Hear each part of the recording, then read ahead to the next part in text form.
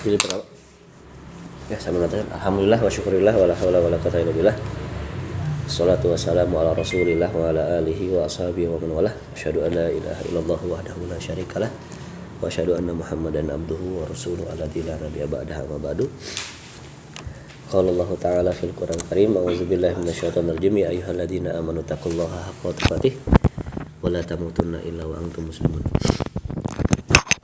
Hadirin kawan-kawanku sekalian, insyaallah kajian kita hari ini setelah panjang kita kajian nahwiyah, kita masuk ke lebih ke praktikum ke dalam Al-Qur'an sambil kita menyelami tafsir yang akan kita bahas hari ini, yang memang saya kira tafsir barunya yang kita kenal paling Ibnu Katsir ya.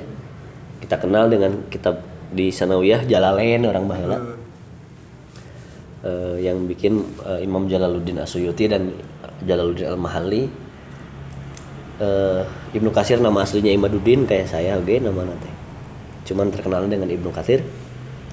Saya ngambil tafsir yang kontemporer termasuknya karena ini yang menulis adalah ulama tahun 2000-an. Beliau meninggal kurang lebih 3 tahun yang lalu kalau nggak salah. 2015 kalau nggak salah. Siapa? Beliau meninggal. Al-Munir teh. Ya, Wahbah Al-Zuhaili ini beliau yang menulis Al-Munir itu Syekh Wahbah Mustafa Al-Zuhaili. Asli orang Damaskus. Cuman beliau lulusan di Al-Azhar, termasuk dokter tafsirnya juga. Ahlinya sebetulnya terkenal ahli fikih. Saya sudah download Fiqhul Islam wa Adillatuhu. Itu judul bukunya yang terkenal dalam bidang fikih perbandingan, jadi semua dibanding-bandingkan. Ada juga karya usul fikihna usul fikih Islami judulnya, beliau yang bikin. Nah inilah yang salah satu karya yang paling fenomenal, diantaranya adalah tafsir Al-Munir dalam bidang tafsirnya. Ini ditulis ketika beliau sudah tua. Jadi cirina mufasir pasti menulis itu pasti pas umurnya sudah tua. Jadi sudah menguasai semua keilmuan agama, baru berani untuk menulis tafsir. Umurnya sudah tua. Jadi sudah menguasai semua keilmuan agama. Oke. Jelas ya? Mari kita sama-sama mulai, tapi kita sesuaikan dengan bukunya. Dalam buku ini beliau menuliskan judul dulu sejumlah pengetahuan penting yang berkaitan dengan Al-Quran. Jadi sebelum kita menyelami Al-Quran, harus ada alat-alat dulu yang kita siapkan. Seperti halnya kita mau menyelam di lautan, perlu ada alat dong. Tong langsung nyemplungin, bisa dikelop. Maka alat-alat inilah yang ditulis oleh beliau sebagai alat supaya kita menyelami Al-Quran itu selamat. Akhirnya tidak Maka ada satu syariat ketika kita baca Quran itu harus tahu dulu ya. Padahal kan yang kita baca itu adalah kebaikan atau bukan? Wahyu atau bukan? Nah, kudu tahu heula. Ya, kan jelas. Setan mesin ke Quran bener tuh. Nah, kudu nauzubillah orang karena terkadang ketika kita menjalani Al-Quran kita mengalami kecelakaan. Supaya kita tidak termasuk kepada yang tadi sesat gara-gara Al-Quran. Banyak deh sesat gara-gara Al-Quran. Ayo nama banyak. Al-Quran dijadikan alat sesuatu yang memang tidak pada tempatnya, tidak pada fungsinya. Maka sebelum masuk kepada tafsirnya, ada beberapa pengetahuan. Pertama adalah definisi Al-Quran, cara turun dan cara pengumpulannya. Ini yang banyak perlu kita ketahui karena banyak propaganda, banyak distorsi terkait sejarah ini. Pernah nggak dangu bagaimana ada kritik bahwa Utsman bin Affan pernah membakar Al-Quran. Jadi seakan-akan ada satu pihak yang itu kafir, itu dosa besar. Apa beratan mana ngabakar Quran di Quran? Beratan mana kriminalna nyejek Al-Quran? Al-Quran Anda injak, dengan Al-Quran Anda bakar. Diinjak. Sekali ya. Lebih parah mana? Ente nginjek Quran, jeung ngabakar Quran. Injak. Amun diinjek Quran aya keneh tuh. Aya. Amun dibakar Quran aya. Udah. Tidak. Lebih parah nu mana? Injak. Kalau keparahannya pasti parah ngebakar. Pasti parah ngabakar. Kasus kemarin teraja aya pastor ngebakar Al-Quran ini. Iya. Nu sampai dia langsung sakit ya. Langsung sakit parah.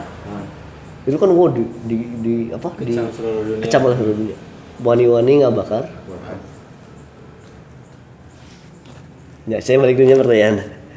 Parah mana kriminalnya nginjek Quran? Ujung ngabakar? Oh jelas. Pasti ngebakar. Kriminal ya jelas Kur. ngebakar. Ngebakarnya. Itu yang jadi propaganda. Nanti kita bahas di sini. Untuk definisi Al-Quran, ya intinya Al-Quran itu adalah bacaan. Quran itu bukan tulisan. Kalau tulisan itu pasti kitab namanya. Oke? Maka penyebutan nama-nama Quran beda-bedanya. Ada Alkitab, ada Al-Quran, ada apa lagi? Ada Mushaf, ada Al-Huda kan gitu. An-Nur, Al-Furqan dan sebagainya. Itu mewakili fungsinya masing-masing. Al-Quran yang dibaca itu nggak mungkin disebut kitab, karena kitab itu harus tertulis.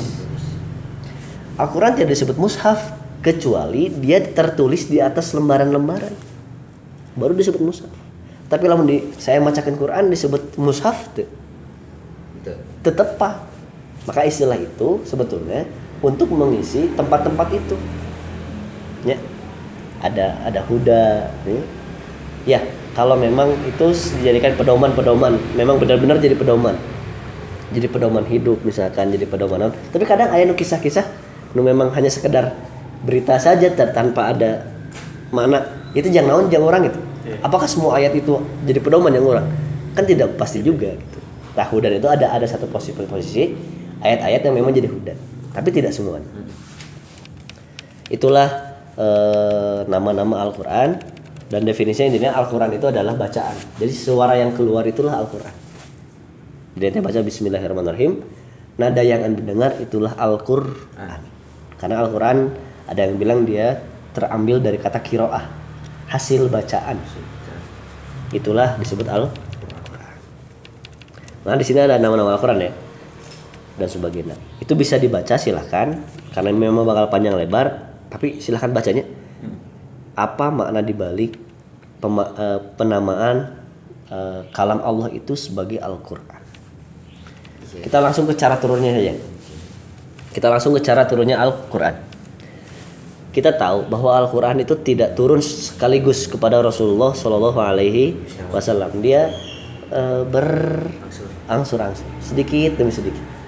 Karena memang janji Allah, Inna alaina jam'ahu wa Qur'anah tadi, bahwa kamilah yang akan mengumpulkan Al-Quran. Sampai wala tuharrik bihi lisanaka litajala bih, inna alaina jam'ahu wa Qur'an. Itu yang di cara turunnya Al-Quran. Oke, maka kita sering kali dengan Ustaz Nang itu ngebahas tafsir Al-Quran, tapi dari tartib nuzulnya. Tartib nuzul itu sesuai turunnya Al-Quran.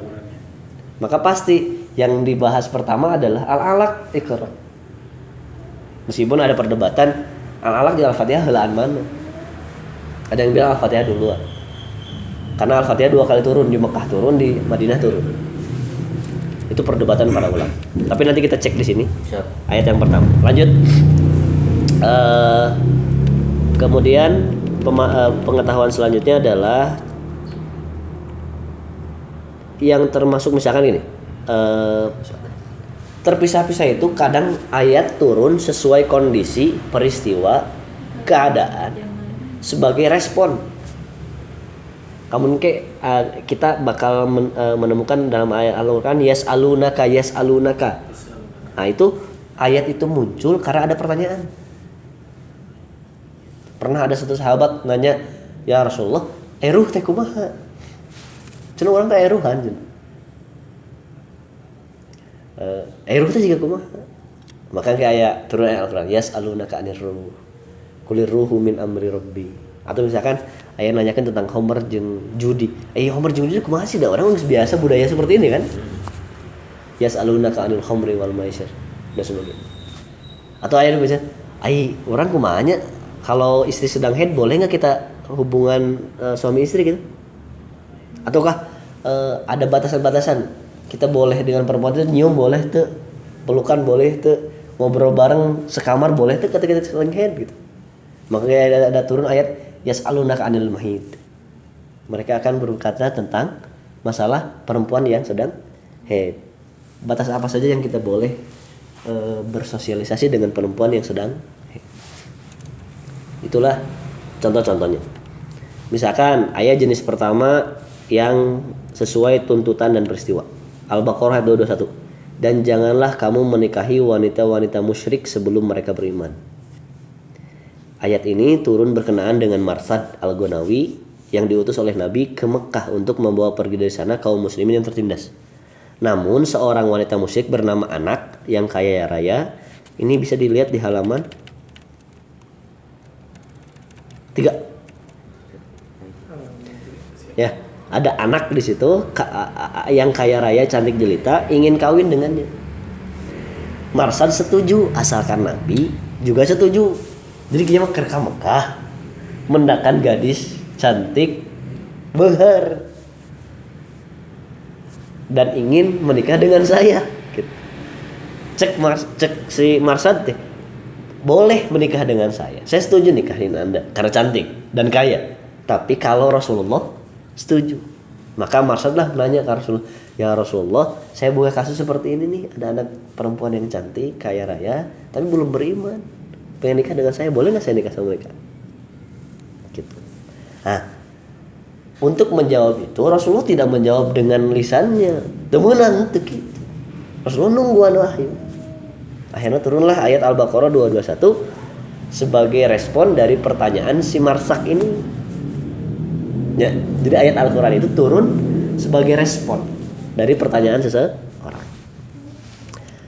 Ada yang kedua, nuka dua mah terkait ieu teh engke nu kahiji teh tentang yang sesuai tuntutan kondisi. Ayat nu peristiwa. Jenis kedua, ayat Al-Baqarah 220, dan mereka bertanya tentang yas'alunaka 'anil yatama, dan mereka bertanya kepadamu tentang anak yatim. Atau diganti ayat Al-Baqarah 222, yas'alunaka 'anil mahid. Mereka bertanya kepadamu tentang haid. Ada lagi juga, mereka minta fatwa padamu yastaftunaka 'anil nisa, kana teh anil tentang perempuan. Surah An-Nisa 127. Nah, ini semua berkaitan dengan pertanyaan-pertanyaan. Oke, lanjutkan. Al-Qur'an pertama turun pada bulan Ramadan yang dikenal dengan istilah Lailatul Qadar. Karena teh syahrul Ramadan alladzi unzila fihil Qur'an, itu dalilnya. Unzila fihil Qur'an. Hudan linasi dan sebagainya. Atau ada bilang wa inna nazzalnahu fi lailatin mubarakatin. Ini terjadi pada saat perang Badar. Jadi tentang Lailatul Mubarakah itu tentang perang Badar. Karena perang Badar itu terjadi pada bulan Ramadan. Kesaraum atau bayangin. Kesaraum tuh nya ya kesaraum itu udah turun 2 Hijriah kan saum teh. Itu kesaraum. Bayangin ke perang Badar. Dan turunnya ini kurang lebih 23 tahun, baik di Mekah ataupun di Madinah. Maka terkenal, namun kalian baca Quran ayat Makkiyah, ayat Madaniyah. Apa bedanya? Cara turun. Ada beberapa versi Makkiyah jeung Madaniyah. Makkiyah itu turun di Mekah. Ada yang bilang seperti itu ya. Ente engke bakal kieu. Lamun dengan Al-Baqarah di hadapan saya kieu. Makkiyatun. Pernah dengar? Pernah bacanya? Makkiyatun. Ayat lagi Madaniyatun. Dina Al-Quran software ayat di bawahnya. Surat Al-Ikhlas itu Makkiyah. Biasanya surat-surat yang pendek itu di Makkiyah. Ini ciri-cirinya ya. Biasanya suratnya pendek. itu pasti makiyah. Perdebatan terjadi antara makiyah madaniyah itu Al-Fatihah. Dan ada yang ulama yang menggabungkan, udahlah anggaplah Al-Fatihah itu turun 2 kali, di Mekah turun, di Madinah turun. Ini pasti Madaniyah itu pasti surat-surat yang Panjang. Makiyah biasanya hanya membahas tentang akidah dan akhlak, tak pernah menyentuh syariat. Madaniyah itu biasanya menyentuh syariat. Jadi kalau ada syariat tentang saum, pastikan itu suratnya surat Madaniyah. Oke. Yang kedua, ini ciri khasnya adalah makiyah itu artinya turun sebelum hijrah. Hijrah Rasul ke Madinah. Sedangkan Madaniyah itu artinya itu adalah ayat yang turun setelah hijrah. ST hijrah. Iya mas sebelum, iya mas setelah hijrah. Jadi kalau ente menemukan makiyah Madaniyah itu maksudnya. Atau ada yang bilang makiyah itu turun di Mekah, Madaniyah itu turun di Madinah. Tapi yang paling tepat tadi yang setelah hijrah disebut Madaniyah, turunnya kalau yang turunnya sebelum hijrah disebutnya Makiyah. Jadi pahamnya kenapa ada makiyah dan madaniyah? Ngarah pas macam oh cek ustad teh makiyah itu berarti sebelum hijrah. Paling isinya teh mau ngabahas tentang sholat mau jarang. Paling ngabahas akidah, tentang berbuat baik gitu. Motivasi berbuat baik. Ancaman-ancaman berbuat kejahatan. Oke, lanjut. Turun kadang kali satu surat lengkap seperti Al-Fatihah itu lengkap 7 ayat, Al-Mudatsir itu lengkap berapa ayat? 17 ayat. Kemudian Al-An'am itu panjang, itu langsung sasurat. Atau kadang ada yang hanya 10 ayat seperti kisah Al-Ifki, gosip dalam surat An-Nur dan awal surat Al-Mu'minun. Ifki itu gini, yang Aisyah tertinggal. Ayat gosip Aisyah selingkuh dengan sahabat. Padahal Aisyah kan dulu nyari kalung, nah apa cincinnya ya lupa. Kurang lebih kalung kalau nggak, saya pernah baca kalau nggak kalung ya, nyari gitu. Saat tinggalan rame lah gosip saat itu sampai rame Rasulullah, bahkan Ali bin Abi Thalib ketika melihat raut muka Rasulullah stres karena gosip teh istrina selingkuh. Makanya seorang istri Nabi itu selingkuh. Wah rudet Rasulullah bingung eta kumaha menanggapi gosip yang sudah ramai viral di masyarakat bahwa Aisyah selingkuh. Tapi Aisyah ngaku henteu. Wah kumaha ieu. Bahkan sampai turun ayat anu ngabohong yang memberikan janji kesaksian palsu, dia harus dirajam 100 kali. 100 kali cambukan dirajam, dicambuk 100 kali cambukan. Sampai gitu tah. Supaya tidak banyak orang yang asal bicara tanpa fakta. Nah, zaman orang lain guys, tidak ada seperti itu nya. Orang mah der fakta data apal, share. Itulah yang terjadi zaman Rasulullah sampai kasetres Rasulullah. Abu Bakar sebagai mertuana, lebih rungsing. Allah budak kurang menang masalah. Ada beda-beda malah satu riwayat bilang, ya Rasulullah, daripada masalah kecil ini mengganggumu ya, dan menghalangimu dari sesuatu yang lebih besar tentang risalah Allah, lebih baik ceraikan saja. Dasah nyeraikan mah sekali betul. Nah, benih-benih sebelum perang Jamal itu awal-awal dia. Jadi Aisyah jeung Ali sudah ada sentimen-sentimen sedikit-sedikit tina masalah komunikasi sini. Gitu. Jadi ketika aya kasus legu gede teh wow perang bener. Tapi tadi perasaan. Pantas wajar. Saya bilang rudatnya ini lomba pemusuhan gara-gara hal yang sepele ataupun hal yang udah gede, ya itu wajar. Udah jelas ngomong gitu. sahabat kita lepas bab kitu komo deui urang anu teu sajaman jeung Rasul nu dah komo deui zaman-zaman urang tapi nya legowo lah insyaallah mudah-mudahan nya. Oke lanjut. Kadang kala turun hanya 5 ayat dan ini paling banyak. Terkadang yang turun hanya sebagian dari suatu ayat. Seperti kalimat An-Nisa 95 yang tidak mempunyai uzur. Itu sakit tuh kalimat yang itu. Padahal ayatnya panjang ya.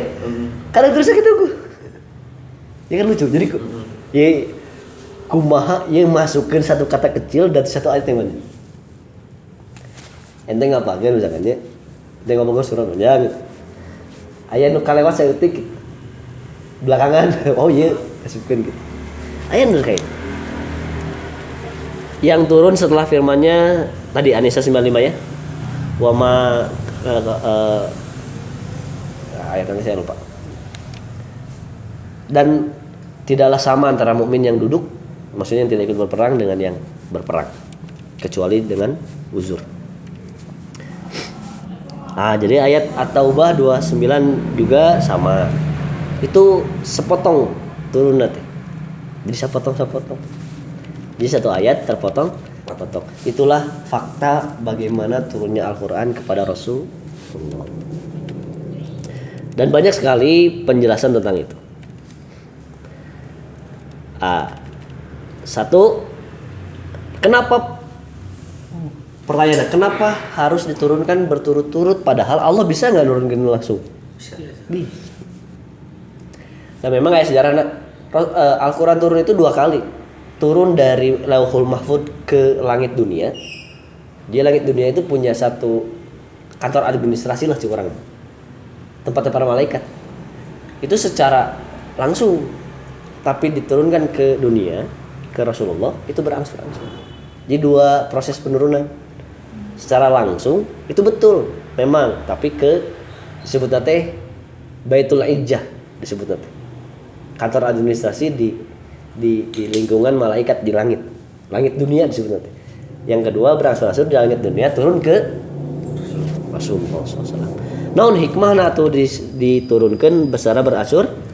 Pertama adalah untuk meneguhkan dan menguatkan Nabi SAW agar beliau mampu menghafal dan menguasainya. Sebab kita tahu bahwa Rasulullah itu adalah ummi yang tidak belajar baca dan tidak belajar nulis. Ini yang baru keren teh.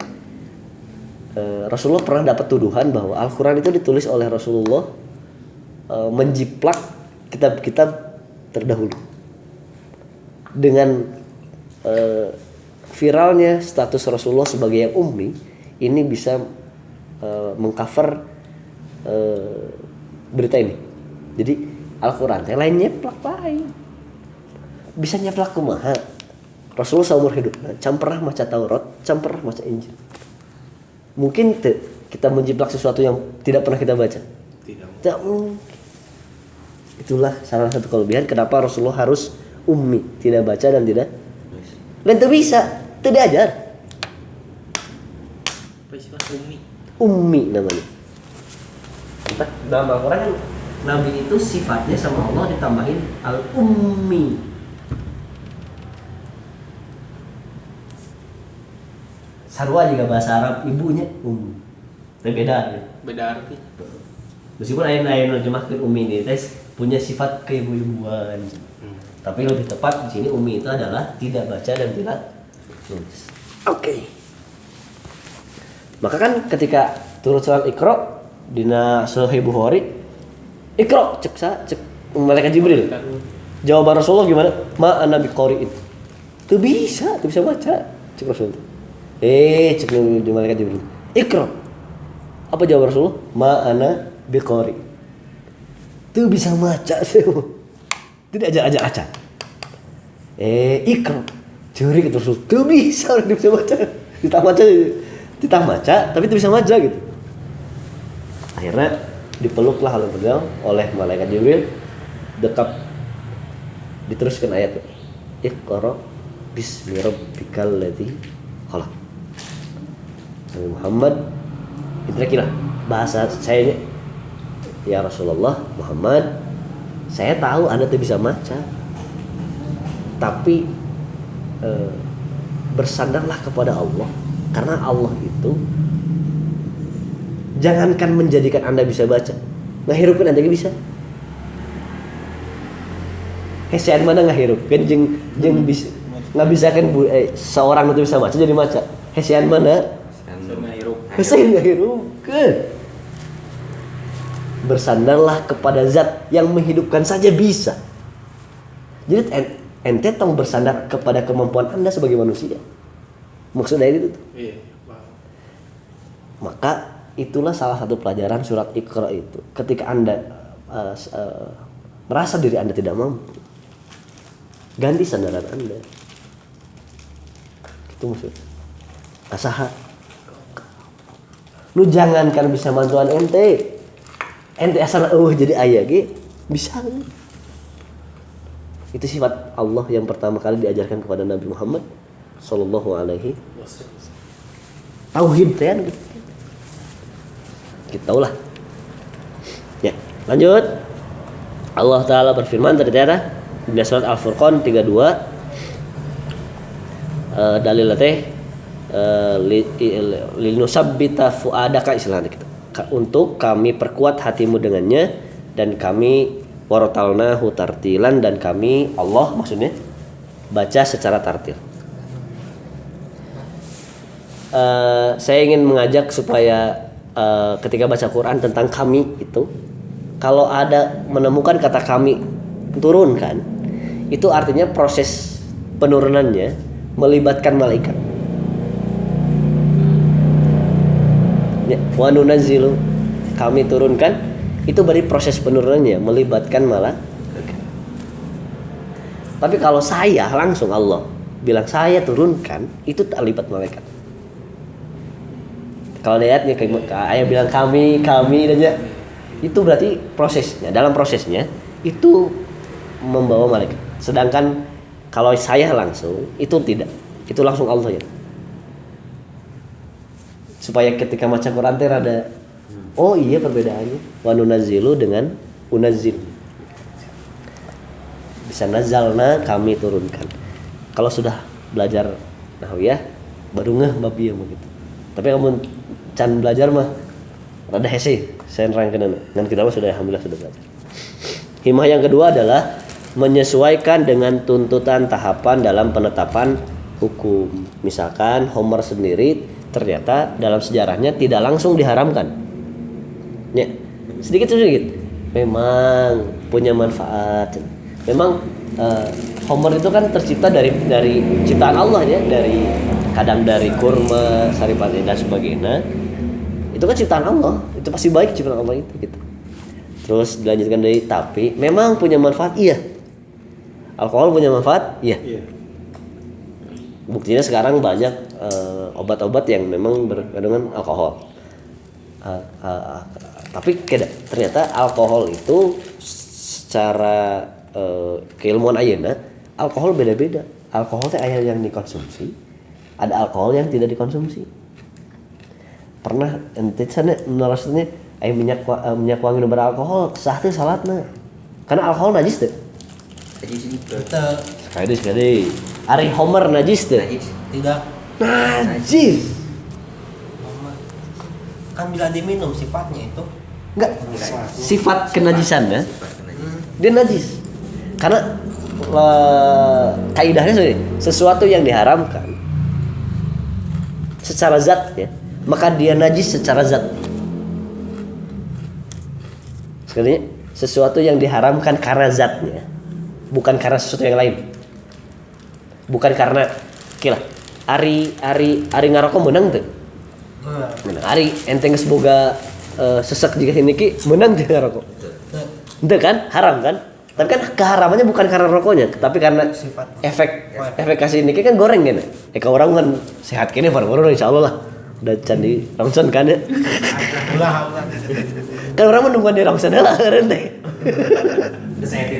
Saya dia. Pas di rongson, alah geus kieu geuning. Keren gitu. Kan kadang kita butuh itu.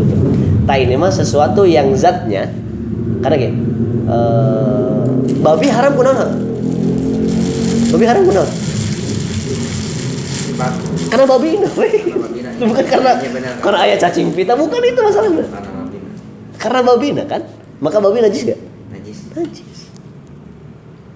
Alkohol itu karena naon? Alkohol.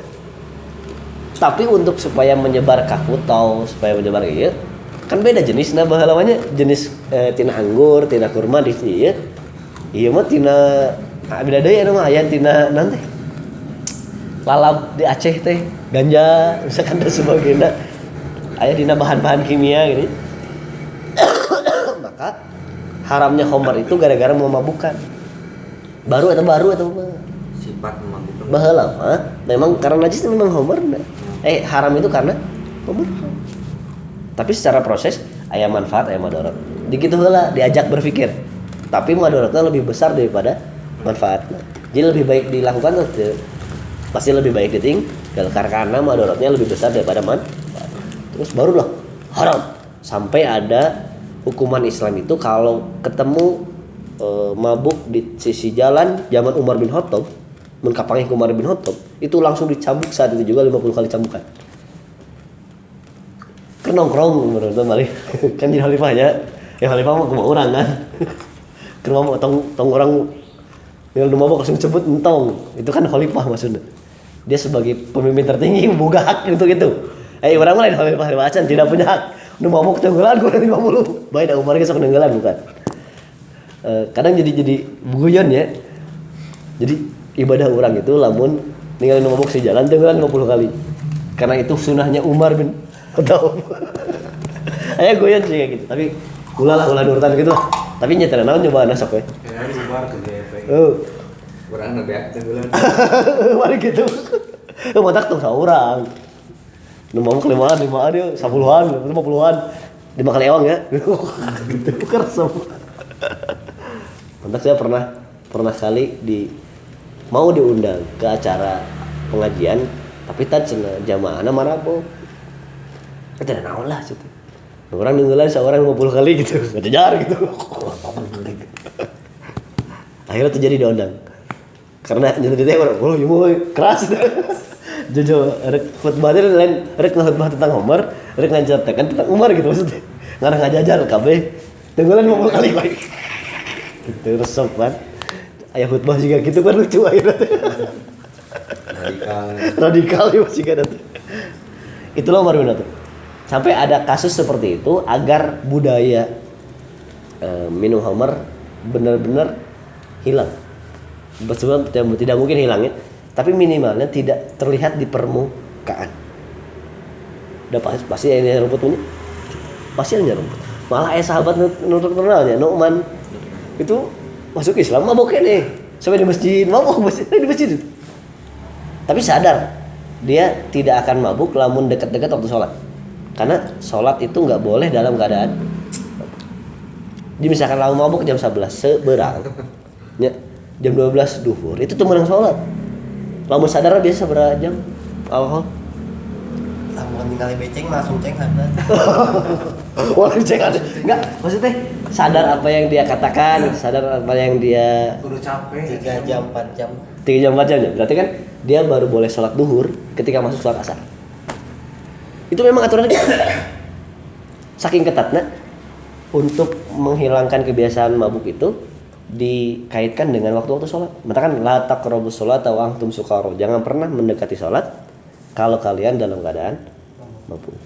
Kan secara unik ai mabuk teh kumaha ukuranna? Rata-rata jawabanna teh mun ngajongking mabok. Bener teh. Terus saya masih ada cannya. Teuing teh saya kita hafal dah.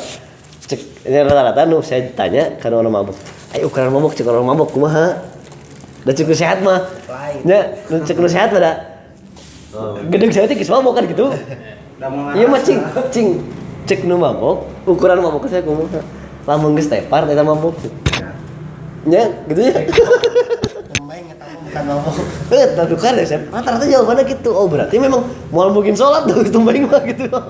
Ayo perkara 40 hari kemarin. Enggak, itu hanya tetap saya berhusnuzon Allah maha ngampur. Itu hanya sekedar ancaman supaya benar-benar jadi rem yang orang eureun gitu loh.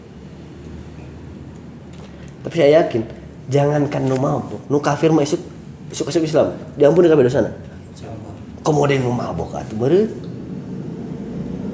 Berarti itu perkara 40 hari mah Ya. Saya bilang salat diterima di sebagiannya Iya. itu saya bilang saya husnuzon insyaallah. Memang kalaupun pahala diterima tapi dosanya bakal dihampura. Paham tuh? Husnuzon besar. Jangan kerdilkan Allah gara-gara bab-bab jigen kieu istilahna. Kita harus tetap jaga Allah mah maha paham. Lamun teh kitu rudet hirup urang. Bener teh. Saya teh kieu alah kieu alah. Emang sih, Ya, urang mah geus kagok geus dosa akhirnya gitu kan. Oh, iya bahaya. Keadaan. Bukedan we da tidak hampura. Hasil riset dokter ternyata emang bisa dibuktikan seseorang yang telah melakukan, anggaplah itu entah itu minum Selain, atau ya. ganja, si akal sehat sel-sel nate di 40 hari baru normal lagi. Oh, okay. Jadi di angka 7 hari 20 hari itu dalam keadaan pengaruh mabuk. Ya. Ya, tapi riset seperti itu ya. eta dokter gitu. Tapi tadi teh penjelasan tentang nanti kita masuknya latak rabu sholat atau waktu sukaro itu ada asbabul kerunyunan Iya. kita bahas secara genre di pertemuan nanti di surat naonal mah kalau panjangnya betul jauh kene nya makanya saya ge bisi mau penasaran kita ngecelok kayak gitu kadang misalkan biasanya 2 ayat maju-majunya tapi pertanyaan lain ayat itu jadi anu tadi cek ente kahayang ente maju kahayang ente ge maju gitu supaya saya tahu sampai penjelasan ulama mungkin tuh sholat duhur deh mabuk jam 11 berarti sholat duhur jam 5 karena tadi teh 4 jam sudah sadar gitu. Bukan berarti kan 40 hari masih ke sholat duhur sebulan depan gitu kan rada teu masuk akal lagi gitu ya lanjut ya itu tentang khamar dan sebagainya. Pertanyaan selanjutnya, ayat mana yang pertama kali turun? Oh iya melanjut. Ayat kita masuk ke 5 langsungnya. Hikmah-hikmahna mangga dibacakan. Tapi lanjut ke tadi ya. Maki Madani saya udah bahasanya secara simpel. Maki itu adalah biasanya surat pendek. Itu makiyah biasanya. Kemudian yang berkaitan dengan akidah dan akhlak biasanya makiyah. Makiyah artinya adalah ayat yang turun apa itu teh? Sebelum hijrahnya Rasulullah ke Madinah. Sedangkan Madaniyah adalah biasa surat panjang. Kemudian biasanya dalamannya tentang syariat Islam. Ya salat, zakat, saum, haji dan sebagainya itu pasti Madaniyah. Itu biasanya ada di bawah nama surat Al-Fatihah, surat Makiyah ada ya. Nah, itu teh aya teorina gitu untuk saukur jojo Makiyah atau jojo aya gitu. Itu aya teorina. Teorina. Lanjut. Kemudian tadi teh asbabun nuzul. Terkadang ada ayat yang ada asbabun nuzulnya. Tapi ayat nu tidak ada asbabun nuzul. Maka adalah pentingnya nanti kita temukan dalam tafsir ini ada ayat kayak ayat asbabun nuzulna. Kenapa kita perlu tahu itu? Agar kita tahu peristiwa yang terjadi, tahu momentum yang terjadi. Banyak yang kaget ketika saya bacakan asbabun nuzul tentang poligami. 2, 3, 4. Itu sebenarnya asbabun nuzulnya tentang seseorang yang dia punya santunan yang ngurus anak yatim kecil. Kan hartanya diurus kemana? Oke. Mas ternyata si yang ini nih tertarik dengan anak yatim ini, cantik deh. Ketika sudah dewasa pengen nikah. Permasalahan, oke, harta manehna dibalikin deh. Karena yang dulu yang mengelola uang itu bukan perempuan, Kadek. Perempuan awal-awal Islam itu tidak dimasukkan dalam ranah-ranah keuangan rumah tangga, hutang suami itu tuh apa? Menak saksi hutang tinggal di ayat paling panjang, saksi hutang kan kudu ngadatangan 2 orang laki-laki. Iya. 4 orang laki-laki nggak pernah dibahas perempuan karena masih ada budaya-budaya misoginis bahwa perempuan itu masih rendah gitu. Masyarakat kelas 2 lah. Iya. Jangan ikut masalah politik, jangan ikut masalah keuangan. Yang penting mah masak, layanan suami selesai gitu. Tong apal hutang salaki sabaraha, gaji salaki sabaraha teu meunang. Karena lalaki masak pohoan tulis gitu. Bener tuh sok pohoan. Babutan memang babutan sok pohoan. Mun kahutangkeun mah inget. Kalau gue jauhnya siapa? Belah nginjem, tak sok poho urang mas. Screenshot. Screenshot. Gitu tah. Lalaki mah sok kitu mah tak tulis cenah gitu. Mun teu boga saksi, tulis. Itulah babutang ini yang menjadi ketika mau dinikah masalahnya nu ngatur keuangan kan suami. Sedangkan di harta suami itu ada hak anak yatim. Bukan sebagai istrinya, sebagai anak. Sedangkan dalam Al-Qur'an menang teu urang dahar anak yatim. Teu meunang, kacampur teh. Kumaha urang bisa ngamisahkeun harta urang jeung harta manehna. Yang saat itu perempuan belum dimasukkan ke ranah keuangan rumah tangga. Maka supaya adil, supaya teriweuh ente ngurus harta, nikahan heula seorang deui gitu. Apa? Ngarah bisa ngelola harta ieu teh nu saha wae. Tong campur harta anak yatim jeung harta kewajiban ini sebagai menafkah. Menang 2. Tangan istri nu kadua maksudnya. Tangan istri nu katilu. Tangan istri nu kaopat. Mun teu sanggup hiji we. Kitu maksudna teh Kitu lah aya kasus yang turunnya ayat ini gitu. Oh, ada wasin. Oh, berarti lain nitah. Poligami dong. Amun sarua jiga ayat ieu, ente kudu boga ka anak yatim heula disantunin ku ente gitu maksudnya. Baru menang ente teh gitu. Lamun nuturkeun asbabun lain. Can obat macan Islam teu kitu lain dan gitu eta teh maca tafsirna eta teh. Asal nujulna kalewat sigana teh kitu. Lalang teu buku itu. Kemudian saya diajak sejarah. Ada namanya Gailan. Gailan itu dia punya istri 10. Karena kan budaya Arab itu semakin banyak istri, maka derajat kebangsawannya semakin tinggi. Belum disebut bangsawan tertinggi kalau belum punya 1000 selir. 1000. Kan ngeri bisa ya. Oke, Gailan dia masih bangsawan kelas rendah berarti ya. Dia punya 10 istri. Gailan datang ke Rasulullah, "Ya Rasulullah, saya mau masuk Islam. Tapi masalah saya punya 10 istri." Cek Rasulullah, "Pilih 4. Baru boleh masuk Islam." Jadi poligami di sini menambah atau mengurangi? Ngurangi sebenarnya, nambah proses nambah. Pantas kenapa Abu Bakar sampai berpoligami? Masalahnya ketika ke Madinah, jumlah laki-laki dan perempuan itu lebih banyak perempuan.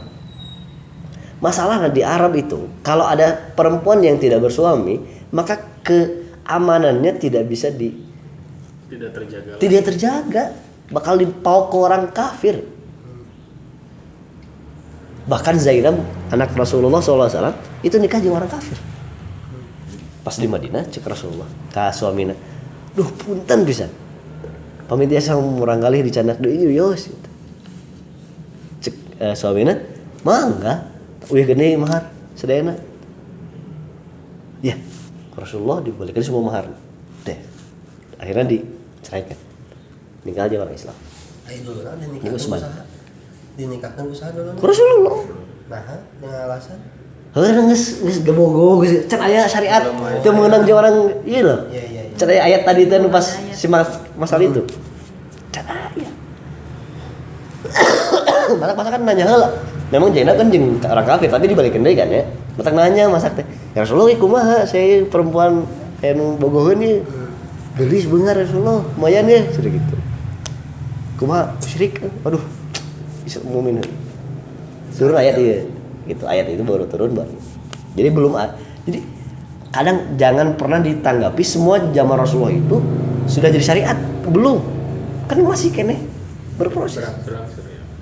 Nah ini pentingnya kita tahu asbabun nuzul supaya tidak salah Nafsirkan. ya minimal orang nggak bayangin peristiwa nanti salah ketika ya nikahilah 2 3 4 halal mengenai sama tuh gitu kan baca lah sudah nuzul jujur sapoto gue di bawah tuh per gitu ibu-ibu sudah semangat ya tuh per yang penting iya gitu tapi nanti bakal muncul seperti itu bukan berarti saya anti poligami tapi perlu ada penjelasan ini supaya fair gitu bukan berarti benar Islam mah bisa opat tak gitu oke kalau opatnya kalau nggak zalimin utiluan mah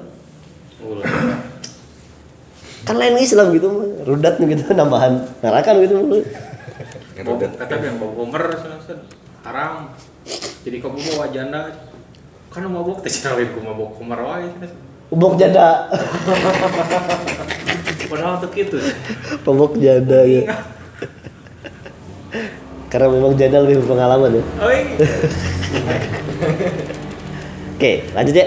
Itulah perlunya kita tahu ada asbabun nuzul. Maka nanti di tafsir Al-Munir ini sangat komplit. Jadi beberapa kitab beliau ngambil dari kitab Jalalain, ada asbabun nuzul kan di situ. Ada kitab Al-Wahidi, itu ringkasannya teh. Ya. Jadi ini sudah penelitian banyak kitab diringkas di sakitabkeun. Ente teu kudu loba dibaca hiji ge geus. Bener itu ya. Geus teu kudu baca 100 kitab tapi hiji ge geus seakan-akan Anda sudah membaca mewakilinya. Tapi nanti dikasih tahu ini hadisnya sahih atau ini kerennya beliau. Jadi kita tidak kan edukasi mah kiranya aya hadis tidak sebutkan hadisnya kumaha gitu. Hadisnya dhaif henteu gitu.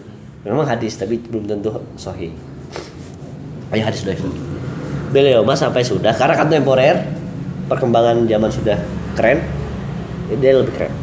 Maka saya setuju tafsir Al-Munir. Oke, pertanyaan selanjutnya penutup hari ini. Yang pertama dan terakhir turun di Al-Quran. Ayat apa yang pertama dan terakhir turun di surat Al-Quran? Di ayat Al-Quran itu ayat apa yang pertama turun? Al-Alaq. Ayat apa yang terakhir turun? Anas. Bukan. 281. Seberapa? 281. Yang terkenal hari ini, yang terakhir ayat Al-Quran yang turun itu kan Al-Yauma akmaltu lakum dinakum wa atmamtu alaikum ni'mati wa raditu islama wa raditu alaikum islama dinan. Itunya yang terkenal itu. Ayat Al-Maidah ayat 3. Itu yang terkenal. Tapi menurut beliau dalilnya ternyata diketahui bahwa ayat itu turun pada saat haji wada. Haji wada itu kan haji perpisahan. Haji terakhirnya Rasulullah SAW sebelum beliau wafat. Karena setelah haji wada dia sakit dan meninggal. Tapi ternyata ada ayat yang turun setelah itu. Yaitu surat Al-Baqarah ayat 28. 1. Wattaqu yauman turja'una ilallah. Nah, gini. Dan peliharalah dirimu dari azab yang terjadi pada waktu kamu semua dikembalikan kepada Allah Subhanahu wa taala. Artinya siksaan padang mahsyar ya. Siksaan kubur, siksaan padang mahsyar itu yang perlu diwaspadai karena di padang mahsyar aja hadis-hadis tentang padang mahsyar ayat sampai dia berkeringat sampai dia tenggelam karena keringatnya sendiri gitu. Saking dekatnya matahari jeung kepala kita. Sejengkal cenanya. Sejengkal. Beruntunglah bagi orang-orang yang hafal surat Al-Baqarah, Ali Imran. Sejengkal itu ayat awal. Diteduh. Jadi apa Al-Baqarah jeung Ali? Ada juga surat Tabarok. Minimal surat Tabarok. Ya. Atau ada di riwayat hafal surat Al-Ikhlas. Mending mana kira-kira? Oh, di Al-Ikhlas. Ayat ini baca. Tabarok itu ayat dibilang hafal. Riwayatnya ayat dibilang maca. Mending mana orang bacanya. Gampang-gampang orang. Minimal ayat hafal itu baca. Jadi tongkal kahfi unggul kayak kita naik sedikit surat Tabarakalladzi biyadil mulk itu yang akan keistimewaan salah satunya adalah jadi naungan di padang mahsyar. Halus hafal. Di awal-awal juz 29 gitu ya. Lanjut. Terakhirnya adalah 281 ya yang nanti baca di Al-Qur'annya wattaqu yauman turja'una ilallah nu eta 281. Sebelum ayat panjang. Sebelum ayat tentang hutang nu salembar teh. Tah, saat cenah teh eta ayat yang terakhir turun mah. Itu yang terakhir turun. Nah, terakhir teh berarti Al-Baqarah, Al-Maidah tadi. Al-Baqarah. Karena Al-Maidah itu setelah diteliti ternyata itu turun pada saat haji wada padahal tapi sebelum turunnya surat An-Nasr sebelum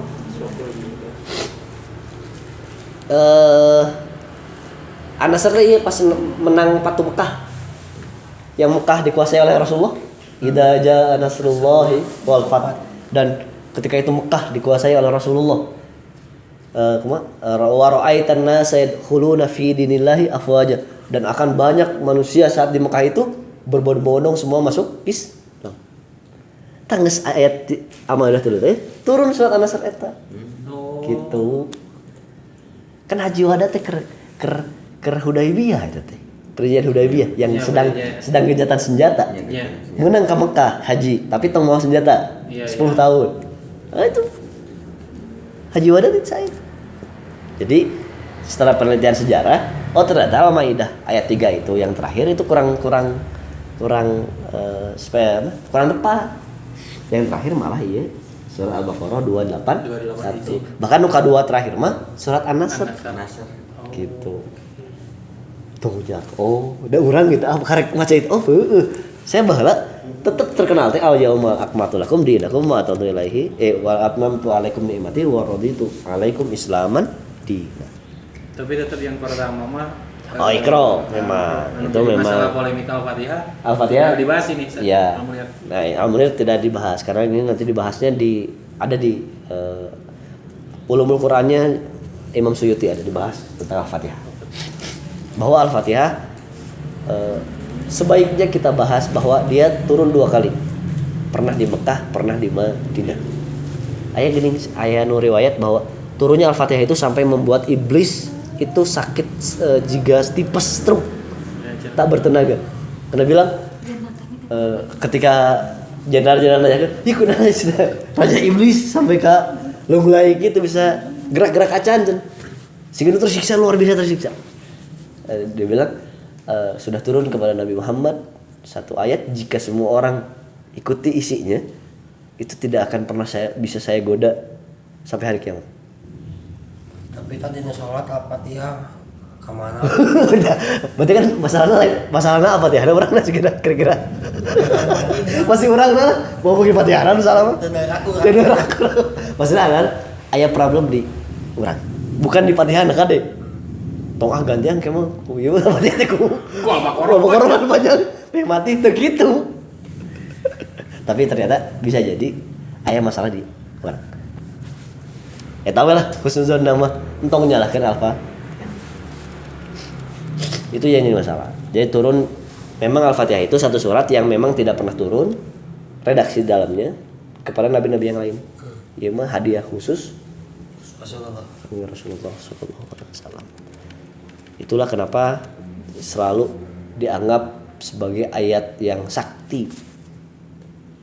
Sakralnya. Wajar tuh di sakral tuh. Aja.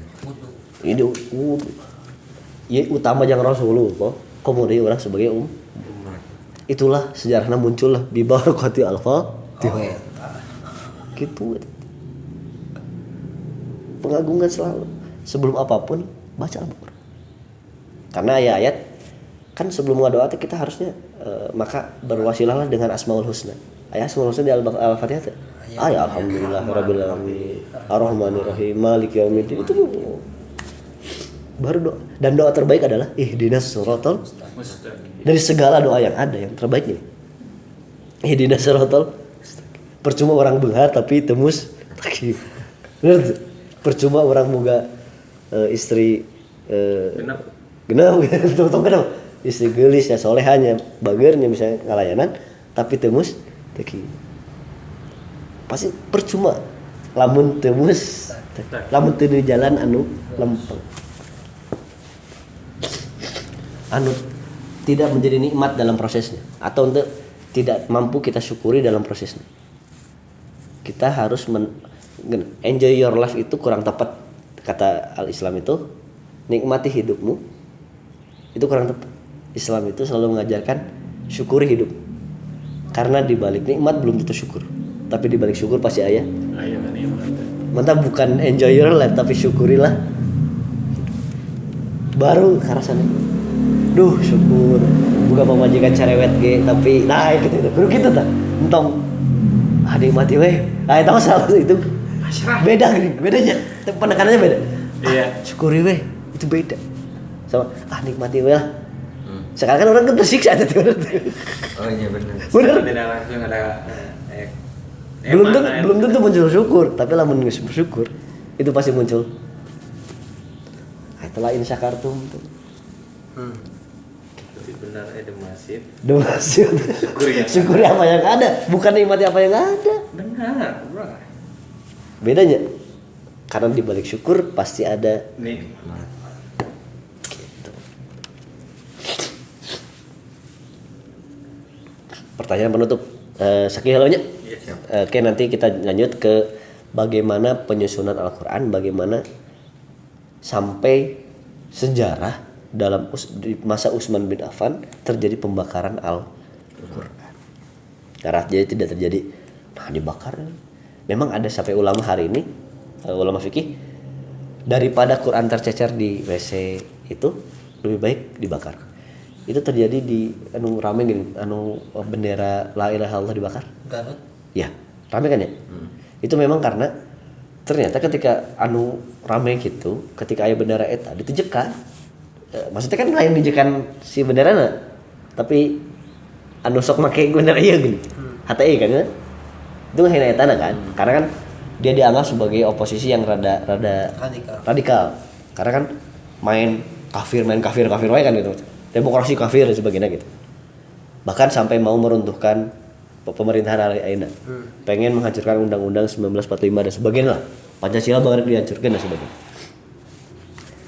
Dianggap radikal, akhirnya diinjekan gitu. Maksudnya the fair ante ketika tidak pernah berjuang dulu dalam hal parlementer gitu. The fair lamun sikap itu diambil lamun can pernah berjuang di parlementer gitu. Kenapa nggak di DPR, di MPR Anda maju gitu? Karena itu wadahnya. Anda bisa ganti undang-undang di situ, Anda bisa ganti Pancasila di situ gitu.